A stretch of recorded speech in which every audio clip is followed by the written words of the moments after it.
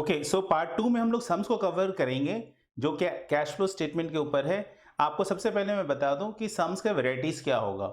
Basically 3 तरह से sums को डिजाइन किया जाता है, तो आपको बस 3 तरह का एक-एक सम्स यदि प्रैक्टिस कर ले तो अपने ये बोल सकते हैं कि आपने 80 टू 90% काम कर लिया। और यदि आपका अकाउंटिंग ट्रीटमेंट के ऊपर अच्छा कमांड है तो मैं ये बोल सकता हूं कि आपका ये चैप्टर हो गया। 3 तरह का सम्स कैसा? तो पहला सम्स मैं बता दूं जो कि इंस्टीट्यूट को ज्यादा पसंद है, वो होता है इस तरह का जो आपको यहाँ पर दिख रहा है। क्वेश्चन नंबर 7 जो है मेरा, जो आपको यहाँ पर इस वीडियो के जो डिस्क्रिप्शन में आप देखेंगे तो मैं इसका लिंक दे दूंगा, वहां से आप डाउनलोड भी कर सकते हो। तो आपको ये दिखाई देगा वीडियो के लिंक में, देखिए डिस्क्रिप्शन में आपको ये मिल जाएगा पीडीएफ फाइल। तो यहां पर इस तरह का पहला सम्स होता है, ये अनऑर्गेनाइज्ड इंफॉर्मेशन है, यानी कि आपको इसमें टुकड़ों में इंफॉर्मेशन देता है, बोलता है एनालिसिस मत करो, खुद का दिमाग कम लगाओ, जो जहां आना है डायरेक्टली दिखा दो। यानी कि आपको बोल देगा कि सेल ऑफ फिक्स एसेट्स है, okay sale of fix assets है, कितना बेच के आए वो बता दिया, आप जाकर सीधा उसे इन्वेस्टिंग एक्टिविटीज में दिखा दो। अच्छा, इशू ऑफ शेयर्स है और उसके अगेंस्ट में कैश आया, ये बात बोल दिया, तो आप उठाओ और सीधा जाकर उसे आप दिखा दो कहाँ पर, तो बोलते हैं उसे अपने फाइनेंसिंग एक्टिविटीज में दिखा देंगे। तो यानी कि आपका ये इसमें इंफॉर्मेशन आपको बोल देता है। इस तरह का इंफॉर्मेशन में हम लोग थोड़ा श्योरिटी नहीं हो पाते हैं, बिकॉज इसमें क्या होता है कि यहाँ पर इंफॉर्मेशन पहले से ही एनालिसिस करके स्टेटमेंट में दिया हुआ है। ये ईजी है, ये डिफिकल्ट नहीं है, और इस फॉर्मेट में ज़्यादा बार क्वेश्चन पूछता है, ये एक फॉर्मेट हुआ। तो मैं ऐसा बोल सकता हूँ कि वेराइटीज़ वाइज अपने बात करें तो ये पहला वेराइटीज़ है जो आपको मैंने दिखाया। दूसरा एक वेराइटीज़ होता है जहाँ पर बैलेंस शीट बना हुआ रहता है, ठीक है, बैलेंस शीट बना हुआ रहता है, अपने उसकी बात करते हैं। इस तरह का सम क्वेश्चन नंबर 11 जैसे है, या क्वेश्चन नंबर 12 13 है, 14 है, इस तरह का सम्स आप देख सकते हैं। इसमें क्या होता है, balance sheet was given, balance sheet में आपका प्रीवियस ईयर का बैलेंस शीट का भी डेटा इंफॉर्मेशन अवेलेबल है एंड द करंट ईयर का भी इंफॉर्मेशन अवेलेबल है। इस दोनों को कंपेयर करके एनालाइज करके आपको movement of cash inflow and outflow, यानी कि आपको इससे एनालिसिस करना पड़ता है कि बेसिकली आपका इनफ्लो और आउटफ्लो, यानी कि कैसे पता चलेगा एसेट्स में जो चेंज हुआ, तो आप बोल देंगे भाई कौन सा एसेट्स में चेंज हुआ, उसके अकॉर्डिंगली आप उस कैटेगरीज में लेंगे। फॉर एग्जांपल यदि आपका फिक्स एसेट्स में चेंजेस होता है तो इन्वेस्टिंग एक्टिविटीज में आएगा, आपका इन्वेस्टमेंट आपने कहीं पे किया है तो वो भी आपका इन्वेस्टिंग एक्टिविटीज में आएगा, आपका करंट एसेट्स में चेंजेस होता है तो वो आपका ऑपरेटिंग एक्टिविटीज में आएगा, करंट लायबिलिटीज का चेंजेस भी आपका ऑपरेटिंग एक्टिविटीज में आता है, और आपका शेयर कैपिटल के अंदर and the loan borrowed fund के अंदर में जो चेंजेस आता है वो आपका कहाँ पे लिया जाता है, तो उसे आपका बेसिकली फाइनेंसिंग एक्टिविटीज में लेते हैं। तो ये दूसरा फॉर्मेट है, मतलब अपने बोल सकते हैं कि क्वेश्चन नंबर 14 एक दूसरा वैरायटी है जो कि सेकंड वैरायटीज हो गया। मैं आपसे बताया कि अल्टीमेटली सम्स का लेवल किस तरीके से आता है वो बताया मैंने आपको, और तीसरा वैरायटीज है जहां पर आपका बैलेंस शीट भी रहेगा और पीएल भी रहेगा। क्वेश्चन नंबर 20 में आप देखिए यहाँ पर थोड़ा सा इंफॉर्मेशन रिगार्डिंग बैलेंस शीट ज़्यादा इंफॉर्मेशन है और थोड़ा सा इंफॉर्मेशन रिगार्डिंग पीएल भी है, ठीक है ना, ये पीएल का भी इंफॉर्मेशन यहाँ पर दिया हुआ है। तो क्वेश्चन नंबर 20 में इस तरह का वेराइटीज मिल सकता है जहाँ पर आप देख सकते हो कि पीएल का भी इंफॉर्मेशन है और साथ ही साथ बैलेंस शीट का भी इंफॉर्मेशन अवेलेबल है, उससे आपको कैश फ्लो स्टेटमेंट बनाना है। ज़्यादा इंपॉर्टेंट रोल बैलेंस शीट ही प्ले करता है क्योंकि हम लोग changes in assets and liabilities वहीं से देखते हैं, ठीक है। तो स्टार्ट करेंगे हम लोग एक सम से स्टार्ट करें जिसमें कि पहला वेराइटीज जिसका आने का प्रोबेबिलिटी हाई रहता है एग्जाम में, और ये इजी है, ये आप इजीली ये 10 मार्क्स का पूछ ले तो समझो लॉटरी एग्जाम में आप फटाफट से कर पाओगे। इसमें आपको सीधा डिसीजन ही लेना है, ऑपरेटिंग फाइनेंसिंग, और ये क्वेश्चन पढ़ के मालूम चलेगा कि ये आप कौन सा डायरेक्ट मेथड करोगे इनडायरेक्ट मेथड करोगे, क्योंकि आपको कुछ यदि नहीं बोला हुआ है तो आपको सम्स पढ़ के समझना पड़ेगा कि आपको कौन सा मेथड शूट करेगा। यहाँ पे बोला हुआ prepare cash flow statement for the year ended 31 March 06 as per the prescribed accounting standard, यानी कि AS3 के हिसाब से आपको बनाना है। अब डायरेक्ट मेथड ऑपरेटिंग एक्टिविटीज के लिए हमारे पास दो ऑप्शन होता है कि डायरेक्ट अप्रोच, दूसरा इनडायरेक्ट अप्रोच। तो डायरेक्ट अप्रोच में होगा कि इनडायरेक्ट अप्रोच में होगा, ये डिपेंड करेगा सिचुएशन के ऊपर। तो यहाँ पर अपने नंबर 1 में आ जाए सेल्स फॉर द ईयर दिया हुआ है 48 lakh, the company sold goods for cash only, तो सीधा सा बात है यहाँ पर इंफॉर्मेशन से ऐसा लग रहा है कि डायरेक्ट मेथड लगेगा, क्योंकि जब डायरेक्ट मेथड में हम लोग करते क्या है, हमारा जो कैश इनफ्लो हो रहा है उसको रिकॉर्ड करते हैं, जो कैश आउटफ्लो होता है उसको रिकॉर्ड करते हैं। तो जैसे कि इनफ्लो होता है कैशेस करके, कलेक्शन फ्रॉम डेटर्स, तो पूरा का पूरा कैशेस ये बोल ही दिया, डेटर्स है ही नहीं। तो अपने यहाँ पर ये 48 लाख आपको जो दिख रहा है, you can see 48 lakh rupees हमारा कैश इनफ्लो है, number one. Number two, cost of good sold was 75% of sales, तो सीओजीएस का इंफॉर्मेशन दिया हुआ है सेकंड पॉइंट में। तो सीओजीएस इज इक्वल टू कितना निकल कर आया, सीओजीएस इज इक्वल टू आपका 75% और 48 लाख यदि करते हैं तो आपका हो जाएगा 36 लाख। सो 36 लाख सीओजीएस है। सीओजीएस आता कैसे आपको अच्छी तरीके से पता है, ओपनिंग इन्वेंट्री, उसमें आप परचेजेस ऐड करते हो, लेस करते हो क्लोजिंग इन्वेंट्री, ठीक है ना, तो that is equal to COGS. Obvious है, यदि आपको ओपनिंग इन्वेंट्री पता हो, क्लोजिंग इन्वेंट्री पता हो और परचेजेस मिसिंग हो तो परचेजेस कैन बी कैलकुलेटेड। आगे पढ़ेंगे, अभी मैंने इसको यहाँ छोड़ दिया। Closing inventory was higher than the opening inventory by 50,000, okay, तो इसका मतलब है कि 50,000 से आपका क्लोजिंग इन्वेंट्री ज़्यादा है, तो इसका मतलब यदि ओपनिंग में 1 लाख रहा होगा तो क्लोजिंग में 1.5 लाख रहा, ये बात आपको बोल रहा है। यदि शुरू में 2 लाख था तो लास्ट में 2.5 लाख है, ये एक इन्फॉर्मेशन के तौर पे यूज़ करिए। अभी लिख रहा है trade creditors on 31 March 2006 exceeded the outstanding on 31 March 2005 by ₹1 lakh. बोला क्रेडिटर्स जितना शुरू में था, ठीक है, वो आपका एंड में लास्ट में जाकर 1 लाख से आपका क्रेडिटर्स ज़्यादा है। इसका मतलब जितना भी मेरा इस बार क्रेडिटर्स परचेजेस हुआ होगा उसमें से 1 लाख का पेमेंट नहीं हुआ होगा, ये बात आपका बता रहा है यहाँ पर, क्योंकि क्रेडिटर्स लिखा हुआ है जितना शुरू में आउटस्टैंडिंग था वो तो रह ही गया और एक आपका 1 लाख से आउटस्टैंडिंग बढ़ गया, तो दैट शोज कि आपका पूरा का पूरा क्रेडिटर्स का पेमेंट नहीं हुआ है, ये आपका यहाँ पर इंफॉर्मेशन दे रहा है। नेक्स्ट है tax paid during the year amounted rupees 1,50,000, तो कैश बेसिस पे आपने टैक्स 1.5 लाख चुकाया है, तो ये टैक्स पेमेंट आपका 1.5 लाख है, तो ये 1.5 लाख रुपया आपका income tax paid cash basis में माइनस करेंगे। Amount paid to trade creditors during the year 35,50,000, यही तो हमें चाहिए था कि क्रेडिटर्स को कितना दिए हैं, तो यहाँ पर आपको बता दिया कि क्रेडिटर्स को आपने पेमेंट कितना किया है, 35,50,000 का पेमेंट किया है। तो अब हमें एक्चुअली सीओजीएस और परचेजेस निकालने का जरूरत नहीं है, बिकॉज मुझे यही फिगर चाहिए था कि कैश पेमेंट कितना हुआ है, तो क्रेडिटर्स को पेमेंट हुआ है 35,50,000। ये आपका ऑपरेटिंग एक्टिविटी से कैश फ्लो निकालने के काम आएगा। Next administrative and selling expenses paid 3,60,000, सो 3,60,000 का आपने एडमिन एंड सेलिंग एक्सपेंसेस किया है, सो 3,60,000 रुपए जो आपने खर्च किया है, तो ये भी आपका ऑपरेटिंग जो एक्टिविटी से कैश इनफ्लो निकालना, वहां पर ये 3,60,000 माइनस होगा। On one new machinery was acquired in December 2005 for ₹6 lakh. So machinery खरीदना इज एन इन्वेस्टिंग एक्टिविटीज, ये इन्वेस्टिंग एक्टिविटीज है, ये अच्छी बात है, ये कंपनी ग्रो कर रही है तभी वो फिक्स एसेट्स एक्वायर कर रही है, तो 6 लाख रुपए इन्वेस्टिंग एक्टिविटीज में पैसे गए, क्यों, क्योंकि आपने मशीन खरीदे हैं, सो ये आपका 6 लाख रुपए आउटफ्लो आएगा, 6 लाख रुपए आपका आउटफ्लो आएगा और वो भी इन्वेस्टिंग एक्टिविटीज में आएगा। Dividend paid during the year, मैंने बताया था जहां मम्मी जाती है वहां बच्चा भी उस मम्मी को फॉलो करता रहते हैं, सो दैट्स वाई आपका 1,20,000 रुपीज़ जो है वो डिविडेंड पेड आपका फाइनेंसिंग एक्टिविटीज़ में आएगा, क्योंकि जो इक्विटी है वो आपका फाइनेंसिंग में आता है, तो उसके ऊपर डिविडेंड यदि हम दे रहे हैं तो डिविडेंड भी हमारा फाइनेंसिंग में ही आएगा। कैश इन हैंड, ये तो कैश इक्विवेलेंट है, यानी कि शुरू में मेरा cash in hand and cash at bank कितना है और लास्ट में कितना है ये बता दिया यहाँ पर। तो बिगिनिंग में बोल रहा है 50, लास्ट में बोल रहा है 70। Prepare cash flow statement for the year ended 31 March 2006 as per the prescribed accounting standard. तो फटाफट से अपने तीनों ही मतलब आपको पूरा कैश फ्लो स्टेटमेंट बनाने बोला है, तो आप स्टार्ट करेंगे। आप तीनों मतलब फॉर्मेट बनाने का तरीका ये है कि आप तीनों ही पार्ट ड्रॉ कर लेंगे, तीनों ही पार्ट ड्रॉ कर लेंगे, मतलब समझ गए मैंने क्या बोल रहा हूँ। तीनों पार्ट ड्रॉ कर लेने का मतलब है कि ये आपका कैश फ्लो स्टेटमेंट होगा, cash flow from operating activities, cash flow from investing activities, cash flow from financing activities, format draw करिएगा।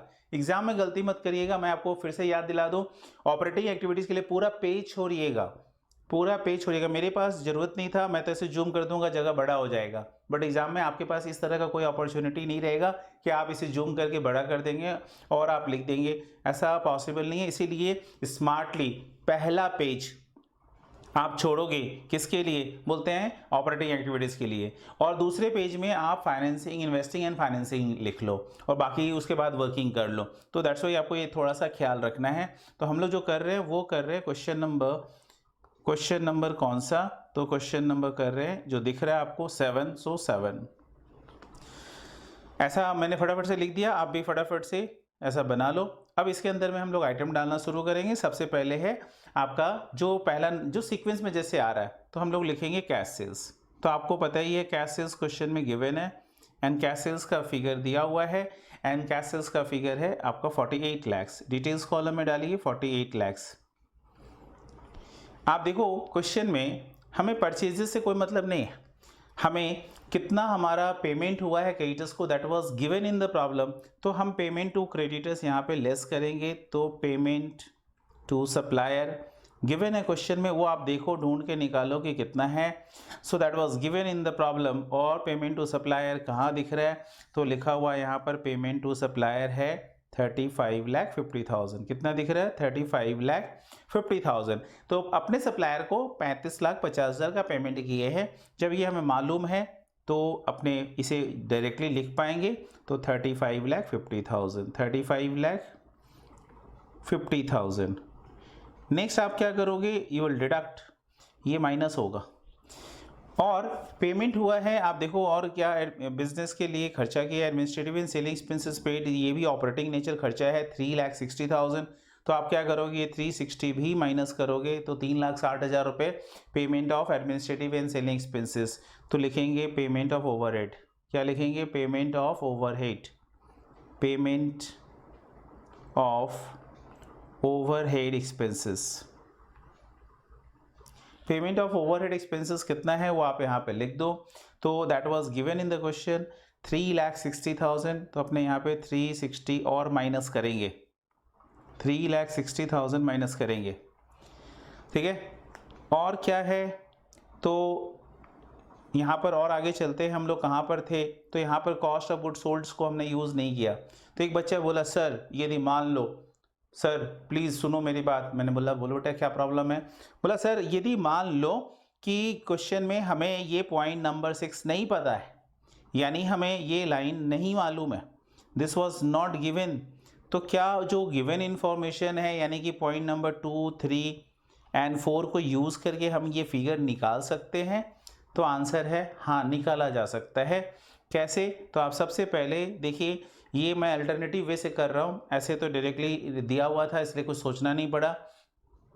आप सबसे पहले वर्किंग करके यहाँ पर लिखेंगे क्या, तो आप सबसे पहले लिखेंगे क्या निकालना है आपको, पेमेंट टू क्रेडिटर्स निकालना है। क्या निकालना है, पेमेंट टू क्रेडिटर्स। तो ये वर्किंग नोट बनाएंगे, पेमेंट टू क्रेडिटर्स या supplier, and payment to supplier was missing, payment to supplier was missing, not given, but COGS तो निकल सकता है। तो अभी अपने क्या करेंगे, COGS सबसे पहले लिखेंगे। तो COGS क्वेश्चन में बोला हुआ है कि 75% ऑफ सेल्स है, तो 75% ऑफ सेल्स, तो आपको पता ही है 75% सेल्स इज 48 लैक्स। तो 48 लैक्स का 75% निकाल दो, दैट कम्स टू कितना, 36 लैक्स। सो 36 लैक्स रुपीज़ क्या हो जाएगा, 36 लाख रुपीज़ COGS आ गया, 36 लाख रुपए का COGS। अब यदि ही आपका COGS निकल आया, ठीक है ना, 36 लाख से, तो नेक्स्ट अपने बात करेंगे कि COGS से हम लोग क्या निकाल सकते हैं, तो परचेजेस कितना हुआ वो निकाल सकते हैं। तो परचेजेस कितना हुआ वो बताओ। देखो ये वो है जो बिक गया, तो COGS में आपका चेंजेस इन इन्वेंट्री ऐड कर दो। तो बोलते हैं चेंजेस इन इन्वेंट्री, क्यों सर, प्लस माइनस कुछ भी हो सकता है, चेंजेस इन इन्वेंट्री। आप सोचो 36 लाख का माल बेच चुके हो, लेकिन आपका ये भी बोला हुआ क्वेश्चन में कि inventory, closing inventory was higher than the opening inventory by 50,000। इसका मतलब है 50,000 से आपका क्लोजिंग इन्वेंट्री ज़्यादा आ रहा है, 50,000 से क्लोजिंग इन्वेंट्री ज़्यादा होने का मतलब क्या हो गया? तो 50,000 से ज़्यादा होने का मतलब ये होता है कि आप खरीदे जितना उतना वो 50,000 नहीं बेच पाए। सो इसका मतलब है 36 लाख का तो बेच पाए थे, प्लस 50,000 और हमारा इन्वेंट्री बढ़ा है, तो वो भी तो खरीदे ही थे ना। सो आपका परचेजेस कितना है ये निकल आया। तो बोलते हैं 36 लाख तो हम बेच दिए थे, वो तो खरीदे ही थे, प्लस हमारा इन्वेंट्री 50,000 से बढ़ गया। तो 50,000 से मेरा इन्वेंट्री बढ़ गया तो वो मैं ऐड कर दिया, तो टोटल हमारा परचेजेस निकल आया 3650 एंड 000। 36,50,000 मेरा टोटल परचेजेस निकल कर आया। अब जब परचेजेस हमें मालूम चल गया तो अभी अपने पेमेंट टू क्रेडिटर्स निकाल सकते हैं। क्यों? मतलब 36,50,000 का पेमेंट करना था। अभी क्रेडिटर्स के लिए भी कुछ बोला हुआ है, पॉइंट नंबर 4 में पढ़ेंगे। तो ट्रेड क्रेडिटर्स जो शुरू में है 31 March 06 exceeded the outstanding on 31 March 05 by 1 lakh. इसका मतलब है जितना क्रेडिटर्स पहले का बाकी था वो तो बाकी रह गया और 1 लाख से बढ़ गया। इसका मतलब जितना मुझे पेमेंट करना चाहिए था 36,50,000 वो मैं पेमेंट नहीं करके मैंने कितने का पेमेंट किया है 1 लाख, और 1 लाख कमती पेमेंट किया। तो हमें टोटल परचेजेस है 36,50,000 और 1 लाख का पेमेंट मैंने नहीं किया है। तो आप यहाँ पे लिखेंगे payment to creditors equals to payment to creditors equals to 36,50,000 less increase in creditors. लिख भी दे रहा हूं मैं लैंग्वेज में, इंक्रीज इन क्रेडिटर्स। तो क्रेडिटर्स आपका कितने से बढ़ गया? सो 3650,000 माइनस आप इंक्रीज इन क्रेडिटर्स है 1 लाख रुपए से, तो 1 लाख रुपए आप माइनस कर दो यहाँ पर। सो ये हो गया आपका रिजल्ट 35,50,000। तो 35,50 आपका अल्टीमेटली क्या निकल कर आया? 35,50,000 is ultimately payment to creditors निकल आया। सो ये 35,50,000 रुपए ऑलरेडी दिया हुआ था, देख लीजिए हम लोग पहले लिख के बैठे हुए 35,50,000। अब ये क्यों सिखाया मैंने? यदि एग्जाम में ये वाला लाइन नहीं दिया हुआ रहता तो आपको तो ऐसे कैलकुलेट करना पड़ता ना। सो दैट्स वाई बुद्धि तो लगाना पड़ेगा। तो अपने यहाँ पर क्या किए, इसीलिए इससे आपका इस तरीके से प्रेजेंट कर दो। एग्ज़ाम में भी कर दोगे तो मेरे हिसाब से अच्छा लगेगा, फीलिंग सही आएगा। डायरेक्टली भी कर सकते हो। अब बच्चे का कन्फ्यूज़न भी निकल गया होगा कि आखिर ये इन्फॉर्मेशन आपने पॉइंट नंबर 2, 3, 4 छोड़ दिया था, पॉइंट नंबर 5 डायरेक्टली आप जंप कर गए थे। तो अभी आई थिंक आपका डाउट क्लियर हो गया। इस तरह का सम्स में आपको इस तरीके से प्रोसीड करना है। नेक्स्ट है टैक्स पे ड्यूरिंग द ईयर। ये हो गया तो ये बाद में आएगा। तो हमने सारा चीज़ कर लिया है, ठीक है। एडमिनिस्ट्रेटिव एंड सेलिंग एक्सपेंसेस हमने दिखा दिया है, ये वाला पार्ट भी हमारा हो गया। देखते हैं, दिखाएं 3,60,000। हाँ जी, पेमेंट ऑफ ओवरहेड एक्सपेंसेस मैंने 3,60,000 दिखा दिया। इसके अलावा मेरा है टैक्स पेड, तो 1,50,000 टैक्स पेड है। वो हम लोग क्या करेंगे, टैक्स पेड को भी आपको सबसे सेकेंड लास्ट आइटम होता है, तो 1,50,000 रुपये टैक्स पेड माइनस करो। तो आप यहाँ पे लिखेंगे इनकम टैक्स पेड। क्या लिखोगे? Income tax paid, income tax paid amount है उसका 1 लाख कितना 50,000, 1,50,000। सो 150,000 विल बी डिडक्टेड। और क्या है आप इसमें देख लो, 1,50,000 मैंने माइनस कर दिया। तो पॉइंट नंबर 5 भी मेरा डील हो गया, 6 भी हो गया, 7 भी हो गया। अभी 8 नंबर आपका है वो भी कर लेते हैं। 1 न्यू मशीनरी वॉज एक्वायर्ड। अच्छा, जंपिंग कुछ नहीं करेंगे, लाइन से जैसे आता रहेगा वैसे आपको मूव करना है। 1 new machinery was acquired in December 2005 for ₹6 lakh. तो आपका जो है 2005 में एक मशीन एक्वायर्ड हुआ था इन December 2005 में। तो अपने बना कब के ले रहे हैं वो भी जानना जरूरी है। 31 मार्च 06 मतलब इसी साल में एक मशीन खरीदा गया। परचेज ऑफ मशीनरी इज क्या? परचेज ऑफ मशीनरी किस कैटेगरी में आएगा बता दो। तो बोलते हैं ये तो आपका इन्वेस्टिंग एक्टिविटीज में आएगा। तो आप लिखेंगे purchase of machine, purchase of machine या मशीनरी। कितने का परचेज हुआ है वो देख लीजिए, 6 लाख रुपए का है, तो ये आउटफ्लो हो गया। 6 लाख ब्रैकेट में डाल दो भाई। पेमेंट गया ना, कैश आउटफ्लो हुआ होगा। परचेज ऑफ मशीनरी अपने एज्यूम कर रहे हैं कैश में खरीदा गया। फिर है डिविडेंड पेड, यहाँ पे लिखा हुआ है dividend paid during the year 1,20,000। Vodafone का नेटवर्क याद रहना चाहिए। तो यहाँ पर आपका क्या हो जाएगा, dividend paid during the year 120। तो फाइनेंसिंग एक्टिविटीज में लिखेंगे डिविडेंड पेड। डिविडेंड पेड आपको फाइनेंसिंग एक्टिविटीज़ में लिखना है, डिविडेंड पेड, और डिविडेंड का अमाउंट है 1,20,000। सो ये एप्लीकेशन होगा 120 एंड 000 नेगेटिव। नेक्स्ट आ जाएंगे अपना नेक्स्ट आइटम है कैश इन हैंड। ये आपका जो बैलेंस दिया हुआ कैश इन हैंड ये आपका क्लोजिंग बैलेंस है, ये आंसर आएगा, और ये आपका ओपनिंग बैलेंस है। दोनों का बीच का डिफरेंस 50 मतलब जो है वो आपका है 20,000 का, वही आपका यहाँ आएगा। तो हमारा सारा चीज़ हो गया हो तो कुछ है ही नहीं, सम्स इतना ही छोटा था, मैं समझाने में टाइम लगाया आपका। तो अल्टीमेटली यहाँ पर फटाफट से अपने क्या करेंगे, कैश सेल्स 48 लाख्स, ठीक है, उससे माइनस करेंगे 35.5 लाख्स, मतलब 35,50,000, और माइनस करेंगे 3.6 लाख्स, और फिर माइनस करेंगे 1,50,000। The resulting figure is 7,40,000। क्या हो गया, 7,40,000। तो 7,40,000 निकल आया। अभी आपका cash flow from investing activities और कुछ है ही नहीं, तो ये आपका 6 लाख रहा। ये आपका क्या रहेगा, 6 लाख, एक ही आइटम है, इसमें भी कुछ नहीं है, तो ये भी नेगेटिव रहेगा। ये 6 लाख नेगेटिव आउटर कॉलम में पहुंचा दीजिए, that is the final figure. और आइटम होता तो वो फाइनल अपने कंक्लूड करके लिखते, बट एक बार में यहाँ पर आपका यही है, तो 1,20,000 नेगेटिव। इंडिविजुअल आंसर आ गया। Cash flow from operating activities 7,40,000 positive, cash flow from investing activities 6 lakh negative because outflow हुआ, and cash flow from financing activities 1,20,000 आपका आउटफ्लो हुआ। तो अल्टीमेटली ये आपका क्या करेंगे, टोटल करेंगे, इसे लिखेंगे A plus B plus C। तो आप यहाँ पे टोटल करके लिखोगे, क्योंकि ये ABC है तो you will right A plus B and plus C। तो A plus B plus C जोड़ दीजिए तो 720 है, इधर में 740 है, तो 740 minus 6 lakh minus 1,20,000, difference is 20,000। तो आपका ये 20,000 डिफरेंस आ गया। इसमें आपको क्या लिखना है, cash and opening cash and cash equivalents इसमें ऐड करना है। तो आप यहाँ पे लिखेंगे add opening cash and cash equivalents, cash and cash equivalents, cash equivalents. तो ये हमारा opening cash and cash equivalents को ऐड करेंगे। ऐड करके ये जो रिजल्ट है वो रिजल्ट अपने यहाँ पे पुट कर देंगे। तो opening cash and cash equivalents question में 50,000 दिया हुआ है, वो 50,000 ऐड करेंगे। तो आप लिखेंगे cash and bank balance, cash and bank 50,000। देखो टोटल करो, आंसर यही एक सम्स होता है जिसमें आपको पहले से ही पता है। सो आंसर इज 70,000, जो कि closing cash and cash equivalent है।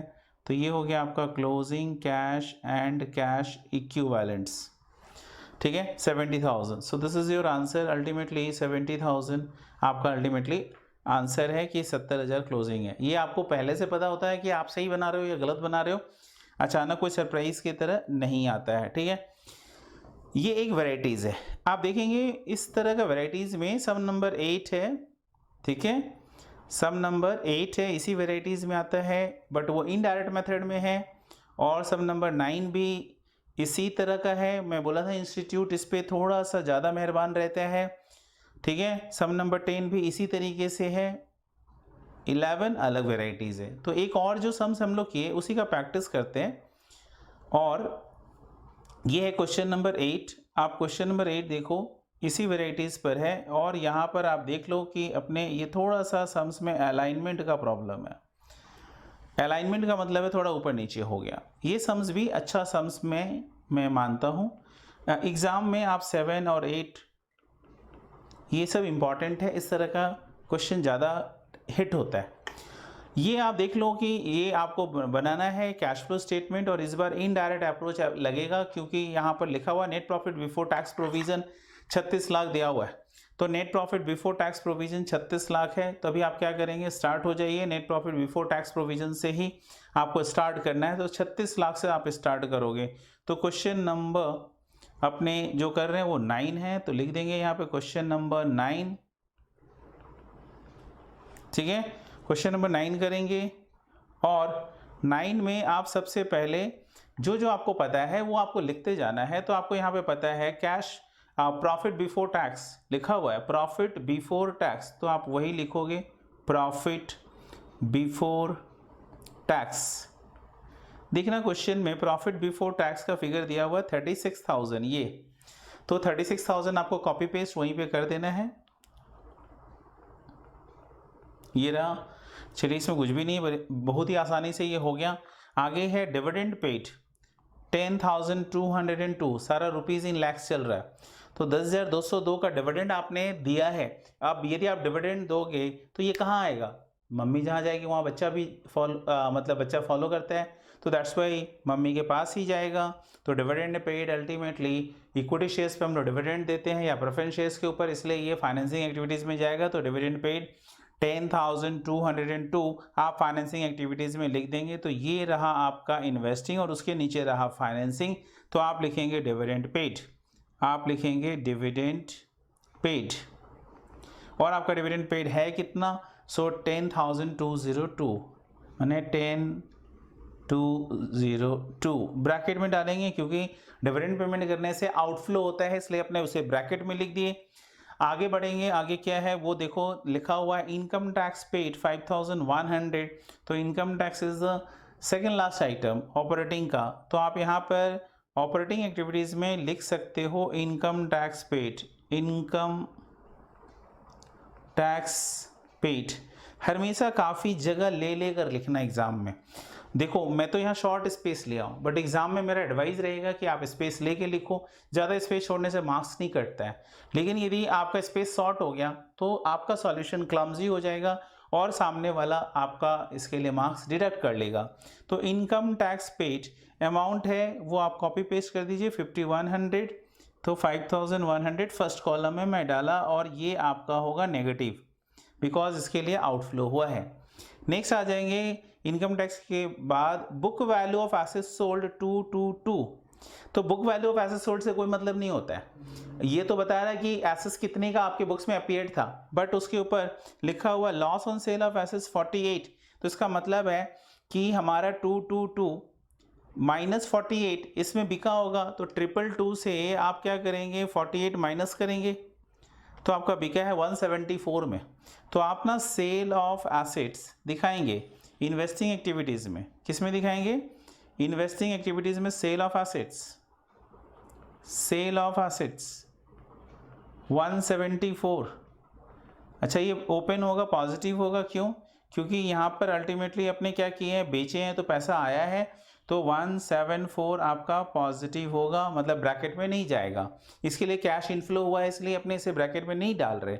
ब्रैकेट में का मतलब ये होता है माइनस करना, तो सेल ऑफ एसेट्स है 174। अब देखो जब बेच के लॉस आया होगा तो उस लॉस को अपने कहाँ पे दिखाए होंगे, तो बोलते हैं उस लॉस को हमने प्रॉफिट एंड लॉस अकाउंट में चार्ज किया होगा। तो इस आपका ये जो 48 का लॉस है ना, आप देख सकते हो कितने का लॉस है 48 का, तो loss on sale of assets को पीएल में डेबिट किया गया होगा, तो 48 हमने पीएल में दिखा दिया है। क्या ये मेरा कौन सा आइटम हो जाएगा, तो ये नॉन ऑपरेटिंग आइटम्स हो जाएगा, इसीलिए इसे क्या करेंगे हम लोग वहाँ पर 48 को अपने प्रॉफिट बिफोर टैक्स में, यहाँ पे एक एडजस्टमेंट होता है, आपको ध्यान होगा यदि लास्ट क्लास मैंने आपको मतलब फर्स्ट पार्ट में आपको बताया था, तो यहाँ पर क्या होता है अपने एडजस्टमेंट करते हैं for non cash non operating items, तो यहाँ पर आपका adjustment for non cash non operating items होता है, वो हेडिंग डाल देंगे। तो adjustment for non cash and non operating items, ठीक है, non cash and non operating items के लिए एडजस्टमेंट कर रहे हो। ये इसी के नीचे आएगा आपका loss on sale of assets, तो जो आपका एसेट्स पे लॉस हुआ है उस एसेट्स का नाम नहीं है तो वही पूरा लिखेंगे। 48 का लॉस हुआ है, आप क्या करोगे ना, ये पीएल में दिखाया गया था, अभी इसके कारण प्रॉफिट कम हो गया था, अभी हमें क्या करना पड़ेगा, इसे प्रॉफिट में जो पीएल में इसका इफेक्ट गया है उसको रिवर्स करना होगा, क्योंकि ये पीएल का आइटम नहीं ले रहे अपने, ठीक है, नॉन कैश या नॉन ऑपरेटिंग बोल के कैंसिल कर रहे हैं, तो इसीलिए क्या हो जाएगा लॉस, क्या होगा loss on sale of asset 48 add back होगा, 48 एड बैक होगा, क्यों, क्योंकि ये आपका खर्चा loss on sale of assets खर्चा मतलब पीएल का आइटम है नहीं, मतलब ऑपरेटिंग नेचर नहीं है, इसलिए से ये इन्वेस्टिंग नेचर में जाके एडजस्ट तो हो ही गया, इसलिए यहाँ से अपने हटा दिए। नेक्स्ट आपने देखा इसमें ये अच्छा बात सीखने को मिला आपको कि किस तरीके से डील करना है। Depreciation debited in PL account, तो आप देख सकते हैं depreciation debited in PL account कितना है 24,000, ये नॉन कैश आइटम है, तो 24,000 को ऐड बैक करेंगे, तो यहाँ पे लिखेंगे डेप्रिसिएशन 24,000, ये ऐड बैक होगा। डेप्रिसिएशन के बाद नेक्स्ट आइटम है कैपिटल ग्रांट रिसीव्ड एमोटाइज इन पीएल, तो 10 लाख रुपए का आपको कैपिटल ग्रांट मिला था और एमोटाइज इन पीएल यानी पीएल में आप लेके गए, तो ये आपका ऑपरेटिंग नेचर इनकम नहीं है, तो आपको क्या करना पड़ेगा, जो capital grant received and amortise in PL किए थे तो 10 रुपये आपको यहाँ से हटाना पड़ेगा। तो एमोटाइजेशन करके पीएल में आया था, पीएल से हटा दीजिए, तो पीएल में इसके कारण प्रॉफिट क्या हो गया होगा, बढ़ गया होगा, अभी आपको हटाना पड़ेगा, तो यहाँ पे लिखेंगे एमोटाइजेशन ऑफ कैपिटल ग्रांट। अभी देखना ये नेगेटिव होगा, क्यों, क्योंकि इसके कारण प्रॉफिट बढ़ा था, ये इनकम नेचर का है, एमोटाइज करके अपने पीएल में इनकम माने थे, अभी उसका इफेक्ट को हम लोग क्या कर रहे हैं, हटा रहे हैं, क्योंकि ये हमारा actually amortization of capital grant, तो ये हमारा 10 जो है वो एक्चुअली एमोटाइज करके हमने पीएल में लाया था, बट ये मेरा इस बार का नॉन कैश आइटम है, क्योंकि वो हमारा इस साल रिसीव हुआ ही नहीं था, एमोटाइजेशन हटा दिए। नेक्स्ट है book value of investment sold, कितने का इन्वेस्टमेंट बेच दिए हैं, तो 33318, और उसके profit on sale of investment है 120, तो ये 120 ऐड हो जाएगा, सो ये हो जाएगा आपका 33438, तो 33318 में आप क्या किए, 33138 में ऐड कर दिए 120, तो आपका बेचा है कितने में वो निकल आया, तो 33318, ठीक है, उसमें 120 ऐड कर दिए, तो आपने बेचा है 33,438 में। अब आपने बेचा 33,438, तो आपके पास इसके लिए कैश इनफ्लो हुआ होगा, तो आप यहाँ पे लिखेंगे सेल ऑफ इन्वेस्टमेंट, ठीक है ना, इन्वेस्टिंग एक्टिविटीज़ में क्या लिखेंगे, सेल ऑफ इन्वेस्टमेंट,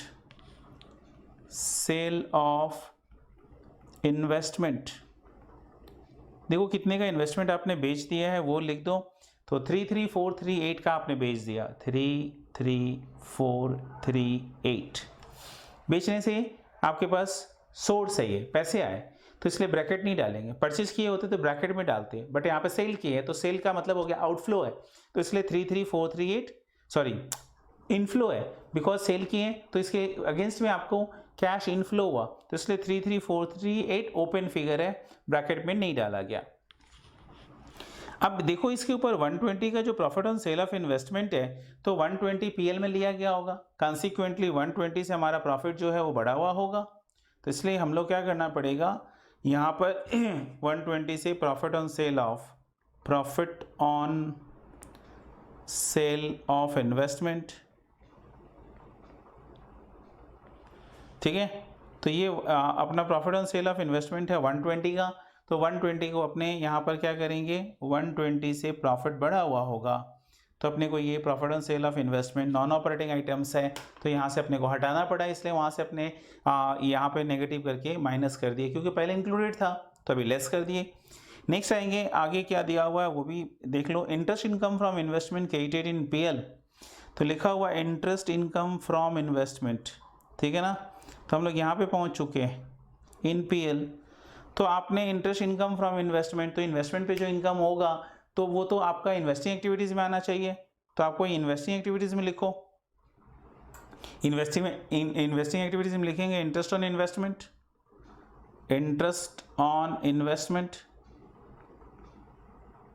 ये आ गया आपका 3000, और ये इंटरेस्ट ऑन इन्वेस्टमेंट कहीं और एक जगह आया हुआ है, तो वहाँ से हटाना पड़ेगा, तो बोलते हैं ये हम लोग पीएल में ले रखे हैं, तो पीएल में बढ़ा हुआ है, तो adjustment for non cash non operating items में वहीं पे करेंगे, इंटरेस्ट ऑन इन्वेस्टमेंट अपने यहाँ पर ले रखे हैं, तो ये आपका इंटरेस्ट ऑन इन्वेस्टमेंट का अमाउंट है 3000, तो 3000 रुपये यहाँ पर इंक्लूडेड है, यहाँ से आपको एक्सक्लूड करना पड़ेगा, यहाँ से आपको एक्सक्लूड करना पड़ेगा। नेक्स्ट आ जाएंगे, क्या है हमारा, तो नेक्स्ट है आपका, देख लो, interest expenditure debited in PL, ठीक है, interest expenditure debited in PL. तो प्रॉफिट एंड लॉस अकाउंट में आपने 12,000 का इंटरेस्ट एक्सपेंडिचर दिखाया है। एक बात बताओ, ये कहाँ पे आना चाहिए, मतलब फाइनेंसिंग में, क्योंकि इंटरेस्ट अपने क्या होता है, डेट के ऊपर इंटरेस्ट पे करते हैं, तो हमारा इंटरेस्ट एक्सपेंसेस यहाँ आना चाहिए। तो यहाँ पर आप लिखेंगे इंटरेस्ट एक्सपेंसेस 12,000, इसके लिए पेमेंट हुआ होगा तो आउटफ्लो। बट गलती नहीं, मतलब हम लोग इसे पीएल अकाउंट जब बनाते हैं तो इंटरेस्ट एक्सपेंसेस पीएल में दिखाते हैं, तो प्रॉफिट एंड लॉस अकाउंट में 12,000 तो पहले ही आया हुआ है, तो हमें 12,000 आने के कारण प्रॉफिट क्या हो रखा है, कम, तो हमें क्या करना पड़ेगा, प्रॉफिट को क्या करना पड़ेगा, बढ़ाना। तो 12,000 से आप प्रॉफिट को बढ़ाएंगे क्या चीज़ से, तो इंटरेस्ट बोलकर अल्टीमेटली इंटरेस्ट एक्सपेंस, तो लिखेंगे इंटरेस्ट एक्सपेंसेस 12,000 रुपये। यहाँ पर ये ऐड बैक होगा, इंटरेस्ट एक्सपेंसेस ऐड बैक होगा, क्योंकि ये ultimately interest expenses add back होगा, क्यों, क्योंकि यहाँ पर अल्टीमेटली अपने ये नहीं किए हैं, क्या नहीं किए हैं, अपने इंटरेस्ट एक्सपेंसेस फाइनेंसिंग एक्टिविटीज़ में दिखा दिए, और हम उसे पीएल में पहले दिखा रखे होंगे, तो as a result of which हमारा प्रॉफिट कमती है, तो हमारे प्रॉफिट को बढ़ाना पड़ेगा, तो इसलिए हमने उसे वहाँ पर ऐड बैक कर दिया। नेक्स्ट पॉइंट पर आएंगे, अगला पॉइंट क्या बोल रहा है वो देख लो, इंटरेस्ट एक्चुअली पेड, ठीक है ना, ओ इंटरेस्ट एक्सपेंडिचर था डेबिटेड इन पीएल, ओ तो 12,000 रुपये हमने क्या किया है, पीएल में दिखाया है, तो पीएल में तो 12,000 हमने जो यहाँ पर एडजस्टमेंट किया ना 12,000, ये सही है, इसमें कोई प्रॉब्लम नहीं है, लेकिन पेमेंट इंटरेस्ट का कितना हुआ है, वो 12,000 नहीं पेमेंट हुआ है, पेमेंट हुआ है इंटरेस्ट आपका दिया हुआ है इंटरेस्ट एक्चुअली पेड, ठीक है ना, वो है 13,042, तो आपको यहाँ पर 13,042 करना पड़ेगा, 12,000 नहीं, यहाँ पर क्या होगा 13,042 करना पड़ेगा, 13,042। यदि ये नेक्स्ट लाइन नहीं होता तो जैसे था 12,000 दोनों जगह इफेक्ट हुआ, ये दोनों जगह सेम ही होता, बट यहाँ पर ये क्वेश्चन अगला लाइन लाकर बाजी को पलट दिया, क्वेश्चन को पूरा फ्लिप कर दिया, और वहीं पर बोल दिया कि अब ये इंटरेस्ट एक्सपेंस आपका कैश बेसिस पर 13,042 आएगा, तो ये हो गया हमारा। उसके आगे बढ़ेंगे, इंक्रीज इन वर्किंग कैपिटल, बोल रहा है कि आपका वर्किंग कैपिटल बढ़ गया, यानी कि कितने से वर्किंग कैपिटल बढ़ा है, तो बोल रहा है 67290 से। वर्किंग कैपिटल बढ़ने का मतलब क्या होता है कि आपका करंट एसेट्स बढ़ गया, नेट करंट एसेट्स, और करंट एसेट्स बढ़ता कैसे है, कैश आउटफ्लो होने से, तो आपको यहाँ पर एक हेडिंग देना पड़ता है, ऑपरेटिंग एक्टिविटीज़ में ही क्या हेडिंग होता है, तो आप लिखते हो ऑपरेटिंग एक्टिविटीज़ में adjustment for changes in working capital, तो लिखेंगे एडजस्टमेंट फॉर, थोड़ा और एक लाइन का स्पेस रखते हैं, और ज़रूरी है, कहीं आ गया तो क्या होगा, एक लाइन का स्पेस और रख रहे हो आप, और तब लिख रहे हो एडजस्टमेंट फॉर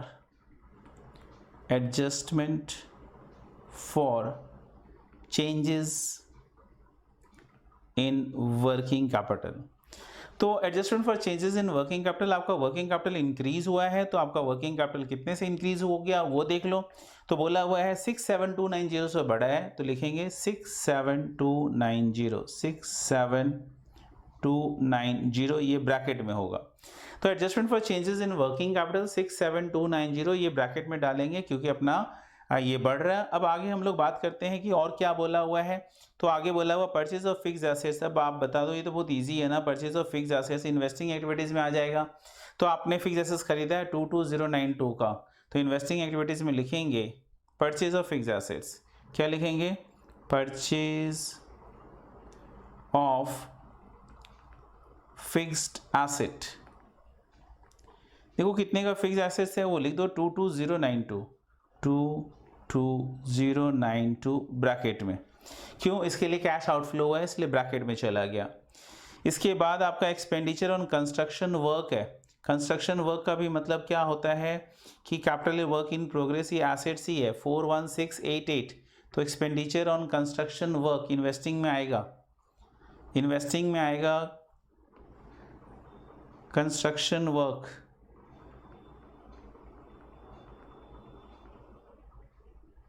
और इसका अमाउंट हो गया कंस्ट्रक्शन वर्क का 41688 ब्रैकेट में, क्योंकि आपने इसके लिए पेमेंट कर दिया तो कैश आउटफ्लो हो गया। अगला यहाँ पे नेक्स्ट पॉइंट है grant received for capital project 18। यहाँ पे जो 18 लाख का आपको दिख रहा है ना, grant received for capital project 18 lakh का, तो इसका मतलब हम लोग इसे क्या एज्यूम करेंगे कि अपने ये एज्यूम कर रहे हैं कि ये कैपिटल इक्विटी नेचर का है, यानी कि contribution are in equity nature. देखो गवर्नमेंट ग्रांट्स का अकाउंटिंग ट्रीटमेंट आपने पढ़ा है, ठीक है ना, अकाउंटिंग स्टैंडर्ड 12 के हिसाब से। तो AS 12 के हिसाब से गवर्नमेंट ग्रांट को कैसे यूज़ करना है वो बात यहाँ पर बोला हुआ है। तो grant received for capital project जब दिया हुआ है 18, तो यहाँ पर ये अपने ये मान रहे हैं कि कैपिटल को फंडिंग करने के लिए गवर्नमेंट ग्रांट दे रही है, तो इसे अपने फाइनेंसिंग नेचर ले लेंगे।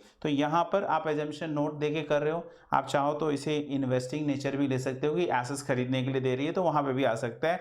बट जो भी करोगे you should right your assumptions clearly, आप अपना एजम्पशंस लिखोगे। तो यहाँ पर अपने लिखेंगे गवर्नमेंट ग्रांट 18, ये पॉजिटिव होगा। नेक्स्ट आइटम आ जाइए अपना क्या है, तो नेक्स्ट आइटम है आपका long term borrowings from banks 55866। तो आपका long term borrowings from banks है, तो ये सोर्स हो गया और ये हमारा कहाँ पे आएगा, फाइनेंसिंग एक्टिविटीज़ में आएगा। तो आप लिखेंगे लॉन्ग टर्म बोरोइंग्स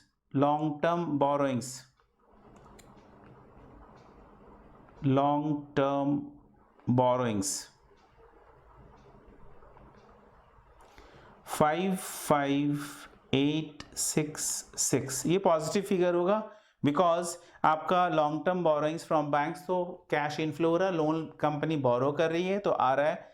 नेक्स्ट है आपका provision for income tax debited in profit and loss account. तो यहाँ पे provision for income tax PL में डेबिट हुआ है 6000 रुपीज़ का। तो प्रॉफिट एंड लॉस अकाउंट में provision for income tax debit होने का मतलब क्या हो गया कि प्रॉफिट एंड लॉस अकाउंट में डेबिट होने का मतलब है कि हम तो ये प्रॉफिट बिफोर टैक्स निकालने के लिए ये काम आता, लेकिन हमारा तो प्रॉफिट बिफोर टैक्स ऑलरेडी दिया हुआ है क्वेश्चन में। देख लीजिए net profit before tax provision is given 36,000, तो ऑलरेडी मेरा दिया हुआ है, तो मुझे वो इन्फॉर्मेशन कोई काम का नहीं है, हम उसे छोड़ेंगे। ठीक है, इंस्टीट्यूट का इसीलिए ये वाला स्टाइल फेवरेट होता है क्योंकि वो जानता है कुछ कुछ चीज़ छोड़ना है। तो इसमें थोड़ा सा आपको ध्यान रहना चाहिए कि इसका इम्पैक्ट क्या पड़ा होगा बुक्स में और उसके अकॉर्डिंगली आपको ट्रीटमेंट करना है। तो इसलिए प्रोविजन फॉर टैक्स का कुछ नहीं करना है। ओपनिंग कैश बैलेंस ऐड करेंगे तो आपको आंसर क्लोजिंग कैश बैलेंस के बराबर मिल जाएगा। तो ये हम लोग का अल्टीमेटली सारा हो गया। अब अपने क्या करेंगे, तो वी विल जस्ट टोटल करना शुरू कर दीजिए। तो पहला हमारा यहाँ पर टोटल करेंगे ऑपरेटिंग एक्टिविटीज़ में। सबसे पहले कैलकुलेट कर रहा हूँ क्या आ रहा फटाफट से, 36,000 प्लस 48 प्लस 24,000 माइनस 10 जो ब्रैकेट में माइनस कर रहे हैं minus 120 minus 3,000 plus 12,000 and minus 67290 and minus 5,100। ये आपका 3472 नेगेटिव आ रहा है, तो 3472 मैं नेगेटिव यहाँ लिख दूंगा। सो 3472 नेगेटिव का मतलब ब्रैकेट, इसका मतलब है कि आपका ऑपरेटिंग एक्टिविटी से कैश आउटफ्लो हुआ है 3472, इसका मतलब ये निकलता है। अभी हम लोग इन्वेस्टिंग एक्टिविटी से निकाल लेंगे कि हमारा इन्वेस्टिंग एक्टिविटी से क्या रिजल्ट आता है। तो इन्वेस्टिंग एक्टिविटीज़ का टोटल करिए 174 प्लस 33438 प्लस 3000 और इससे माइनस करना 22092 माइनस करना 41688। द रिजल्टिंग फिगर इज, ये भी नेगेटिव आया 27168 इज द नेगेटिव फिगर। तो आप लिखेंगे 27168 नेगेटिव, ठीक है। और इसके बाद आपका दिया हुआ cash flow from financing activities. तो फाइनेंसिंग एक्टिविटीज़ आपका यहाँ पर ये दिया हुआ है, इसका टोटल करिए क्या आता है रिजल्ट। तो 10,202 प्लस 13042 माइनस, सॉरी ये दोनों प्लस नेगेटिव है तो ये माइनस कर दिया मैंने, नेगेटिव सिंबल दे दिया, ठीक है। माइनस करके 10202 और फिर से आप माइनस करेंगे 13042 और उसमें प्लस करेंगे आप 18 और प्लस करेंगे 55,866। Resulting figure is 32,640। 32 positive figure आया, यहीं पर रुपया आ रहा और तो कहीं पैसा आया नहीं। 32,640 मैंने लोन लेके काम चल रहा है, बिजनेस में तो पहला ईयर लॉस है। इन्वेस्टिंग एक्टिविटीज़ में जोर से इन्वेस्टमेंट कर दिए तभी तो आपका कैश आउटफ्लो है, और लोन लेकर पैसा आपने जुगाड़ किया है, तो 32,640 आपके पास आया है। चलिए फटाफट से अब ये ए प्लस बी प्लस सी तीनों कॉलम, तीनों जो अमाउंट है उसको अपने कर लेंगे। यहाँ पे लिखेंगे ए प्लस बी प्लस सी, आपने तीनों को ऐड किया, तीनों को ऐड करके देखो क्या आता है रिजल्ट। तो पहला है आपका 3472, ठीक है, दूसरा है आपका 27,168, तीसरा अपना मालूम ही था 32,640, डिफरेंस 2,000 रुपये, 2,000 positive. So you should write 2,000 positive, 2,000 positive. आपको opening cash and cash equivalents add करना है, so you will write here opening cash and cash equivalents. तो इसमें opening cash and cash equivalent 6,000 given है क्वेश्चन में, इसे add कर दीजिए तो आपका टोटल जो फिगर आया वो 8,000 आया, और जो कि किसके बराबर है, closing cash and cash equivalents के बराबर है। So this is equal to closing cash and cash equivalents, closing cash and cash equivalents. तो ये हो गया। मैं ऐसा मानता हूँ इस तरह का सम्स इजी भी है और आसानी से फटाफट एग्जाम में बनता है, इसीलिए अब बहुत मिसिंग फिगर वाला सम्स निकालना हो तो बहुत सारा लेजर खोलना है। तो एग्जाम जानता है कि हम 10 मार्क्स में पूछ रहे हैं, इंस्टीट्यूट ये बात जानता है, बोर्ड ऑफ स्टडीज़ आपका, तो वो 10 मार्क्स में वैसा ही क्वेश्चन डालेगा जिसे आप इजीली सॉल्व कर सके। ठीक है, नेक्स्ट सम्स की तरफ मूव करते हैं। अपना नेक्स्ट सम्स क्या है, तो नेक्स्ट सम्स है क्वेश्चन नंबर, आप देख सकते हैं क्वेश्चन नंबर 14। तो क्वेश्चन नंबर 14 भी 10 मार्क्स में बढ़िया फिट होता है, इजी सा क्वेश्चन है। तो अपने क्वेश्चन नंबर देखेंगे 14 में क्या दिया हुआ है, तो बोला हुआ है ABC, ठीक है, ABC limited gives you the following information, you are required to prepare cash flow statement by using indirect method as per AS3 for the year ended 31 March 2004। तो इनडायरेक्ट मेथड आपको क्लियरली मेथड भी बोल दिया कि कौन सा करना है। तो पहला तो हेडिंग हो गया। अब इसमें एग्जाम में आप क्या गलती करते हो ना, उसकी बात भी मैं बता दूं। तो एग्जाम में जनरली यहाँ बच्चा क्या गलती कर देता है, तो ये वाला समझने में कभी कभी क्या, ये हमेशा करंट ईयर भी पहले हो सकता है, ये डेट का ख्याल रखना है, ये प्रीवियस ईयर है, ये नेक्स्ट ईयर, कभी कभी 2004 पहले दे देगा, बाद में 2003 देगा। सो आप कंपेयर करते समय गलती ना करें, आप ध्यान रखेंगे। ये एग्जाम में आपसे जो गलती होता है वो मैं बता रहा हूँ।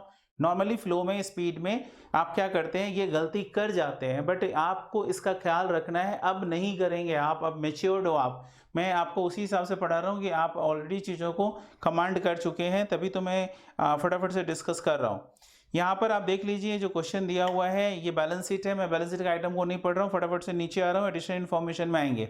लिखा हुआ net profit for the year ended 31 March 2004 after charging depreciation 1,80,000 is 22,40,000। तो इसका मतलब है कि डेप्रिसिएशन मुझे ऊपर में दिखना चाहिए, यदि है तो यहाँ पे देखो प्रोविजन फॉर डेप्रिसिएशन है 610 एंड 790, बीच का डिफरेंस 1,80,000 है।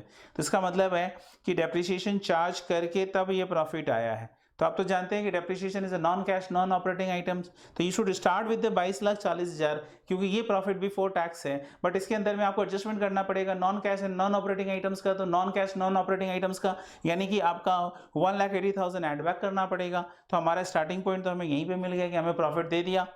साथ ही साथ चलिए स्टार्ट भी कर देते हैं सम्स को। तो हम वो ऑलरेडी फॉर्मेट बना के रखे हुए हैं, आपका उस फॉर्मेट में डाल देंगे। तो ये क्वेश्चन नंबर 14 हो गया। क्वेश्चन नंबर 14 करेंगे और इसमें सबसे पहले मैं स्टार्ट कर रहा हूँ वही प्रॉफिट जो दिया हुआ है, नेट प्रॉफिट बिफोर टैक्स। तो मैं उसी से स्टार्ट करूँगा, net profit before tax, net profit before tax 22,40,000, 22,40,000 given है, 22,40,000 गिवन है। डेप्रिसिएशन इसमें आपका एडबैक होगा, तो मैं लिखूंगा यहाँ पर adjustment for non cash non operating item. So heading होगा एडजस्टमेंट फॉर, हेडिंग क्या होगा, adjustment for non cash and non operating items. तो लिखूंगा adjustment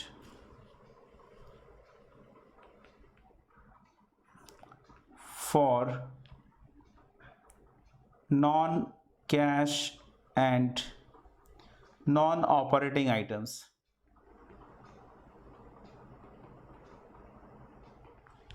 non cash and non operating items, इसी के अंदर में आपका आएगा क्या, डेप्रिसिएशन, तो आप लिखेंगे यहाँ पर डेप्रिसिएशन, आप लिखोगे डेप्रिसिएशन, तो राइट डाउन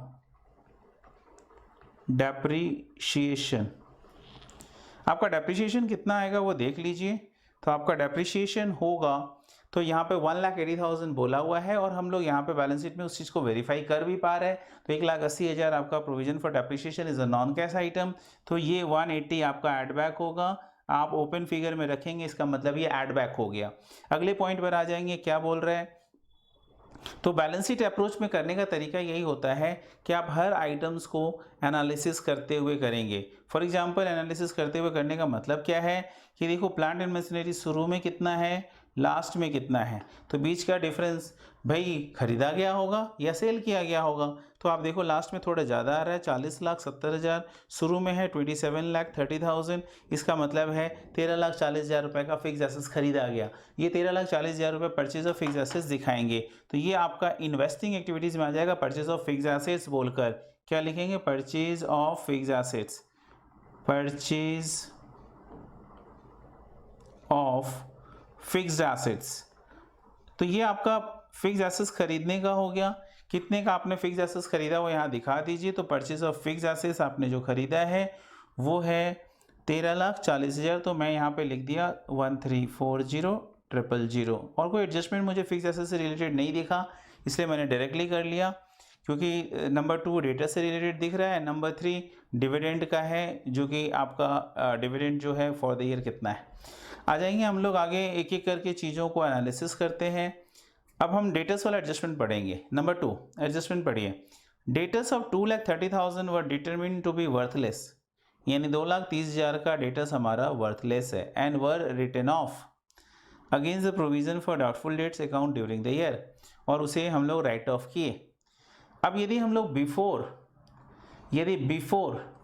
ये एंट्री के पहले हमारा डेटर्स क्या था, तो क्या करना पड़ेगा, तो हमारा डेटर्स बढ़ जाएगा 230 से, एंड 230 से आपका प्रोविजन फॉर डाउटफुल डेट्स भी बढ़ जाएगा। इसका मतलब आप ठीक से देखो, मैं 230 इसमें ऐड कर दूं इसमें, और 230 इसमें प्रोविजन में भी ऐड कर दूं, तो देखो 230 मैंने 28,30,000 के साथ ऐड किया तो 30,60,000 आए, और फिर से मैं प्रोविजन फॉर बैड डेट्स में ऐड कर दिया 230, तो ये हो गया 4,20,000।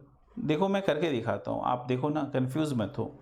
आप देखो मैं यहाँ पे 230 ऐड कर दिया, क्योंकि डेप्रिसिएशन में इस ट्रांजेक्शन से पहले हमारा डेटर्स का क्या बैलेंस था, तो 230 मैंने ऐड कर दिया, so this is equal to 30,60,000। और प्रोविजन फॉर आपका जो है वो कितना हो जाएगा, तो बोल रहा है प्रोविजन आपका 190 है, तो 190 प्रोविजन एडजस्ट करने के बाद है, ये बैड डेट्स वहीं से एडजस्ट हुआ होगा, क्योंकि हमेशा जब बैड डेट्स होता है और स्पेसिफिक प्रोविजन रहता है तो प्रोविजन से एडजस्ट किया जाता है।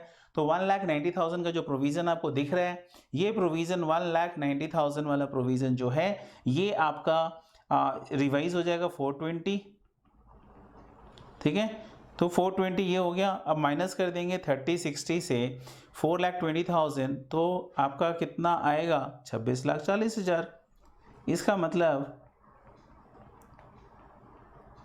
इसका मतलब क्या निकलता है, चाहे तो मैं इस एडजस्टमेंट को करूं ही नहीं तो भी हमारा सही बैठेगा। इंस्टीट्यूट आपको बोलता है आप दोनों में से कोई तरीका अपना लीजिए, आप जो है एज इट इज़ रहने दीजिए, आप सिंपल इस एडजस्टमेंट को इग्नोर करिए, या आपका मन आप ना फिगर को रिवाइज कर दीजिए। अल्टीमेटली बैलेंस शीट तो टैली करेगा ही, आप एनालिसिस कर पाएंगे प्रोविजन फॉर बैड डेट जो आपका 2,30,000 राइट ऑफ हुआ था ड्यूरिंग द ईयर, उसका क्या इफेक्ट पड़ा आपके ऊपर है। और आप चाहें तो नेट फिगर के ऊपर कर सकते हैं, समझ में आ रहा, या आप चाहें तो आप अलग अलग कर सकते हैं, डेटर्स के ऊपर अलग, प्रोविजन फॉर बैड डेट्स के लिए अलग, आपके ऊपर है। चेंजेस इन वर्किंग कैपिटल में स्टेटमेंट में से लेंगे। तो मैं सिंस दोनों बात बता दिया, हम लोग ये वाला करेंगे, बढ़ा कर करेंगे ताकि उसका इफेक्ट दिखा सके, और आप वहाँ पे नोट्स मेंशन कर देंगे कि अल्टरनेटिवली इसे छोड़ा भी जा सकता था। तो आप यहाँ पर लिखेंगे, चलिए फटाफट से अपने इसे लिखेंगे कि डेटर्स का फिगर अब 30,60,000 हो गया, पहले था 23,90,000। सो 30-60 बीच का डिफरेंस जो है वो हमें रिकॉर्ड करना पड़ेगा। तो चलिए यहाँ पर आप लिखेंगे जो ये cash flow from operating activities बन रहा है, एक आपने हेडिंग डाला adjustment for non cash non operating items, तो एक और हेडिंग डालेंगे आप क्या, adjustment for changes in working capital. Heading डालेंगे adjustment for changes in working capital.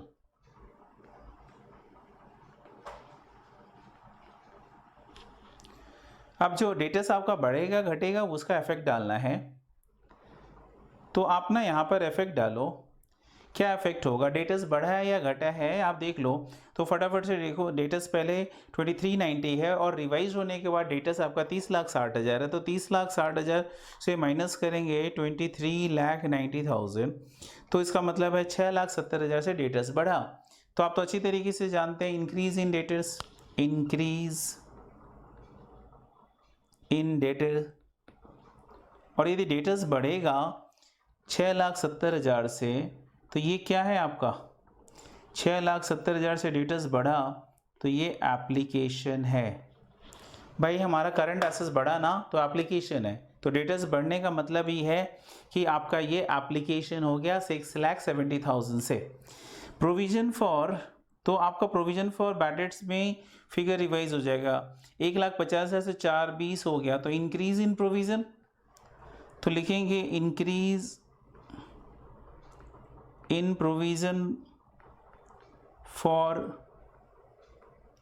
Bad debts, ठीक है ना। तो ये आपका पॉजिटिव होगा, क्योंकि प्रोविजन यदि हम लोग ऐसा माने कि ये रिवर्स आइटम है, डेटर्स का उल्टा आइटम है, या आप ऐसे भी बोल सकते हैं कि प्रोविजन स्पेसिफिक पर्पस के लिए बनाया गया। तो आपका यदि लायबिलिटीज इंक्रीज होता है तो इसका मतलब है वो आपके लिए सोर्स होता है।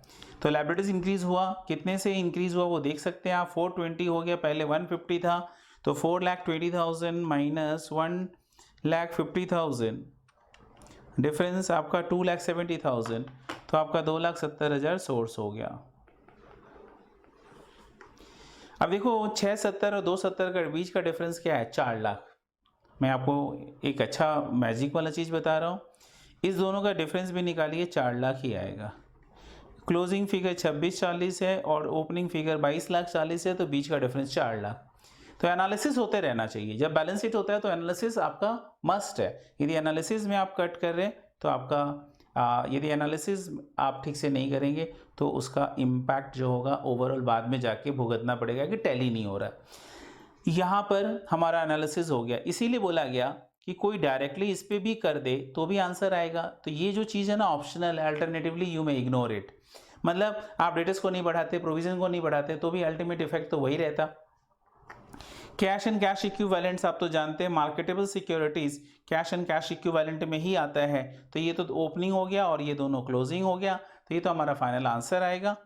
इन्वेंट्रीज है 2010 है और 1920 है, तो इन्वेंट्रीज नीचे गया, कितने से नीचे गया, 90,000 से, तो डिक्रीज इन इन्वेंट्री। तो आप लिखेंगे डिक्रीज, क्या लिखोगे, decrease in inventory, decrease in inventory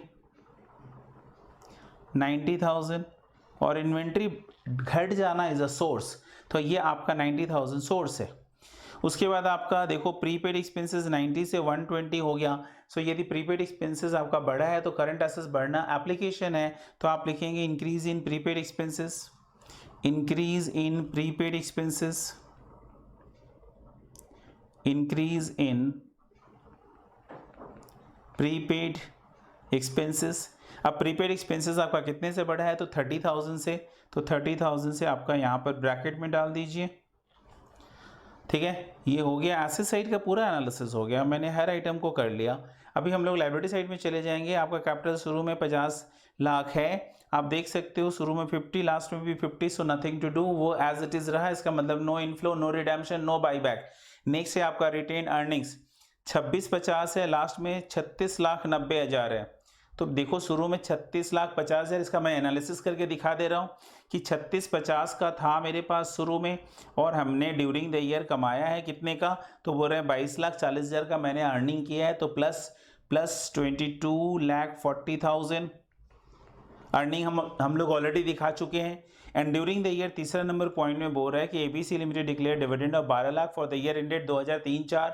तो आपका 12 लाख का डिविडेंड गया, तो माइनस 12 लाख यहाँ से करो, तो 12 लाख का डिविडेंड आपने माइनस कर दिया, तो रिजल्ट देख लो क्या आता है 36,50,000 प्लस आपका 22,40,000 और माइनस करेंगे 12 लैक्स, ठीक है 12 लैक्स, रिजल्टिंग फिगर आपका क्या आया वो देख लो। तो रिजल्टिंग फिगर 46 लाख, नहीं कुछ गड़बड़ है, 36,50,000, ठीक है, प्लस 22,40,000 माइनस 12 लाख, तो 12 लाख माइनस किया 46,90,000 आता है। कितना आ रहा है 46,90,000, जबकि मेरा क्लोजिंग फिगर है 36,90,000 और यहाँ पर आ रहा है तो देखो ना एक गड़बड़ी ये था ना, मैं रुक गया अपने आप, देखो अपने आप रुक गया मेरा, अपने आप मेरे दिमाग में चलने लग गया क्या गड़बड़ी है, एनालिसिस प्रॉपर नहीं बैठ रहा है। तो यदि प्रॉपर एनालिसिस नहीं बैठेगा तो मेरा दिमाग अपने आप स्ट्राइक करने लगा, देखो ये फिगर आना चाहिए 36,90 आना चाहिए, अब मैच हो गया 26,50 प्लस आपका 22,40,000, ये दोनों मैंने ऐड कर दिया, जो dividend during the year paid किया वो मैं डिविडेंड जो मैंने डिक्लेयर किया वो माइनस कर दिया, तो लास्ट में मेरे पास है 46,90,000, तो ये सॉरी 36,90,000, तो इसका मतलब ये मैच हो गया। अभी हमारा कहानी है, ये तो हम ऑलरेडी ले रखे हैं, केवल डिविडेंड का कहानी है, जब आएगा तो उसे वो भी करेंगे, बट एनालिसिस आपका बैठ गया। डिवेंचर्स शुरू में निल है और लास्ट में डिवेंचर्स 9 लाख का है, इसका मतलब है ड्यूरिंग द ईयर आपने डिवेंचर इशू किया है, तो issue of debentures financing activities में आएगा, तो आप फाइनेंसिंग एक्टिविटीज में लिखेंगे इशू ऑफ डिवेंचर्स, क्या लिखेंगे issue of debentures 9 lakh rupees, ये आपका सोर्स है, ये 9 लाख रुपए आपका सोर्स हो जाएगा। नेक्स्ट आएंगे और क्या है, तो बोलते हैं क्रेडिटर्स, शुरू में 880 आप देख सकते हो कि इनिशियली आपका क्रेडिटर्स कितने का है 8,80,000 का, और लास्ट में आपका क्रेडिटर्स कितने का है 820 का है, तो इसका मतलब है क्रेडिटर्स 60,000 हमने पेमेंट किया तभी तो कम हो गया, तो आप पेमेंट टू क्रेडिटर्स कहाँ पर आएगा ऑपरेटिंग एक्टिविटीज़ में, चेंजेस इन वर्किंग कैपिटल में पेमेंट टू क्रेडिटर्स आप लिखोगे यहाँ पर पेमेंट टू क्रेडिटर्स, ऐसे लिखेंगे डिक्रीज इन क्रेडिटर्स, यहाँ पे इस तरीके से लैंग्वेज लिखा जाता है डिक्रीज इन क्रेडिटर्स। तो क्रेडिटर्स में हमारा कितने का डिक्रीज हो गया, तो बोला हुआ है 60,000 का, 880 से 820 हो गया, तो 60,000 से मेरा क्रेडिटर्स कम हो गया, ये 60,000 मेरा होगा आउटफ्लो, ये 60,000 होगा मेरा आउटफ्लो।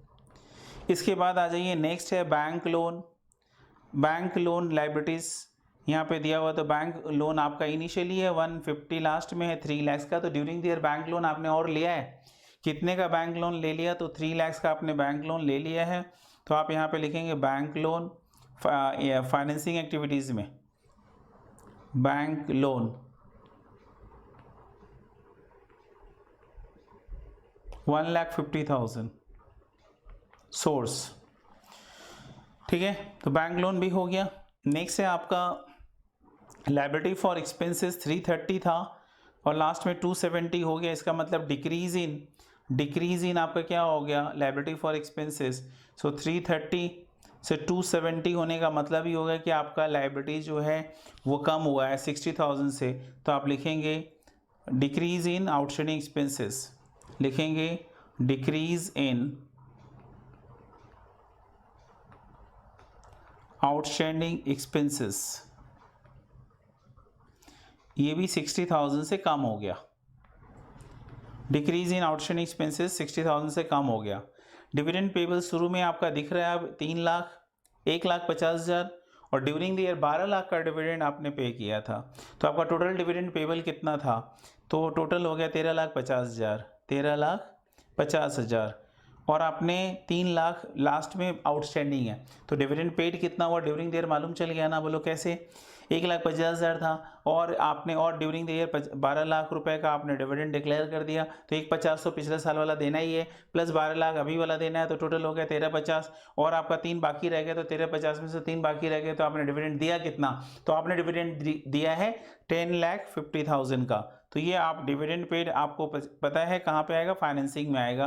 तो डिविडेंड पेड आप फाइनेंसिंग में लिखोगे डिविडेंड पेड, डिविडेंड पेड, ठीक है।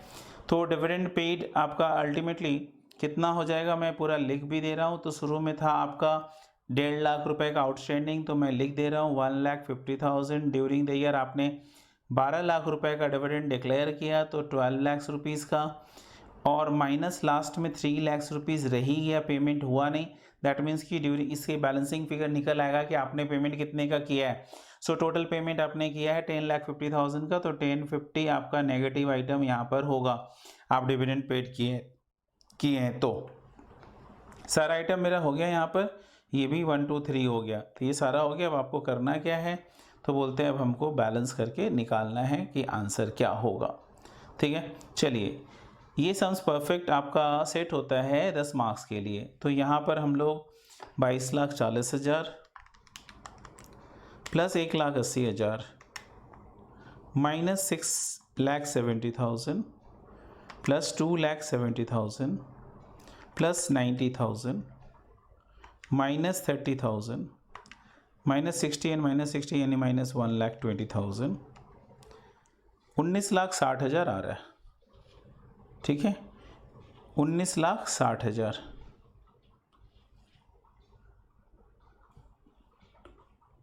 तो ये 19,60,000 आउटर कॉलम में पहुंचा रहे हैं।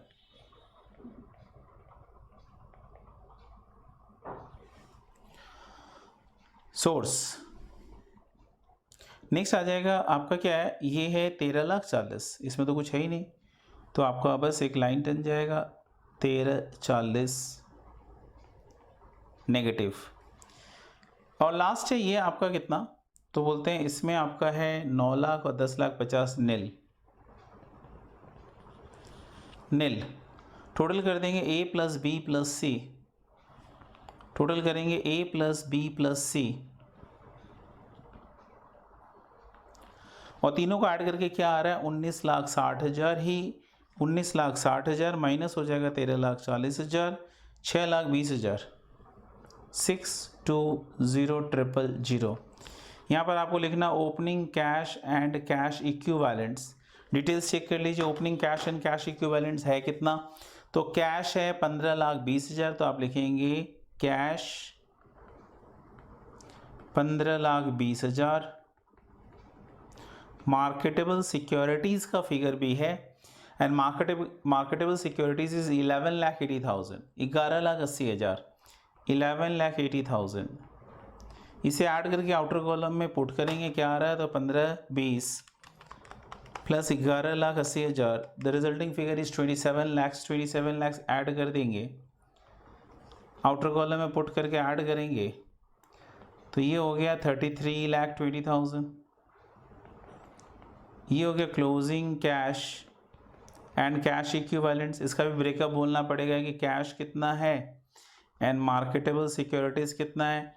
तो कैश इस क्लोजिंग में दिया हुआ आप देख सकते हैं, क्लोजिंग कैश है आपका 18,20,000, तो आप लिखेंगे कैश 18,20,000 और सी मार्केटेबल सिक्योरिटीज़ वाज 15 लाख, तो आप लिखेंगे 15 lakhs। टोटल मिलकर जो आउटर में बैलेंस है उतना ही होना चाहिए, 33,20,000 तो है, इसका मतलब सब कुछ सही है।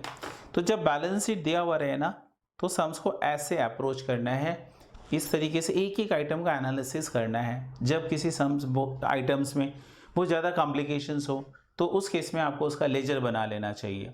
मिसिंग फिगर के लिए आपको मैं क्लास में जब पढ़ाया हूँ तो पहले मैं मिसिंग फिगर की वो बहुत प्रैक्टिस कराता हूँ, उसके बाद जाकर सम्स करते हैं। तो अपने ये मान के चल रहे कि हम तो रिवीजन करा रहे हैं, आपको ये सारी चीज़ें आती हैं कि मिसिंग फिगर होगा तो ऑब्वियस है कि लेजर बनाकर समझना होगा। हालांकि ये जो सम्स आया है इसमें आपको लेजर बिना बनाए ही एग्ज़ाम में आपसे ये परफॉर्मेंस हो जा रहा है। तो ये डिपेंड कर रहा है कि आप कैसे किस तरीके से चीज़ों को आगे लेके जा रहे हैं। मैंने जो आपको यहाँ पे सम्स कराया ये एग्ज़ाम पॉइंट ऑफ व्यू से इम्पॉर्टेंट भी है, ये एग्ज़ाम का पैटर्न है, इसी पैटर्न में आपसे एग्ज़ाम में क्वेश्चन पूछेगा, तो इस तरह का सम्स आपको प्रैक्टिस करना चाहिए। ये मेरी तरफ से एडवाइस है आप लोगों के लिए, ठीक है। और इसके साथ ही मैं बोल सकता हूँ कि पूरा कम समय में ये रिवीजन के तौर पे दिस मच इज़ एनफ, लेकिन यदि बोले कि हम सारा सम्स कर लें तो ये तो पॉसिबल नहीं है। हाँ, ये ज़रूर है कि डाउट्स आए तो आप हमसे पूछिए, डेफिनेटली मैं आपको गाइड कर पाऊँगा, ठीक है। मेरे फुल लेक्चर्स में आपको ये सारे मिल जाएंगे, ये सारे मतलब जितने भी सम्स हैं और जो कंसेप्ट है मिसिंग फिगर कैसे निकालना, generally provision for tax account जो है ये इसका लेजर खुलता ही है। प्रोपोज डिविडेंड अकाउंट तो अब कंसेप्ट ही हट गया तो वो छोड़ दीजिए, ठीक है। सो मिलेंगे अगले वीडियो में, नेक्स्ट कोई एक चैप्टर लेकर मैं आऊँगा और अभी मैं रेगुलर रहूँगा, तो आप वीडियो को मतलब डेली बेसिस में आप 1 घंटा करके सुनते रहिए। डेली मैं 1 घंटे का एक वीडियो अपलोड करता रहूँगा, आपको सुनने में 15 आप और स्पीड बढ़ा लीजिए और आप इसे 20-25 मिनट में कंप्लीट कर लीजिए। Thank you.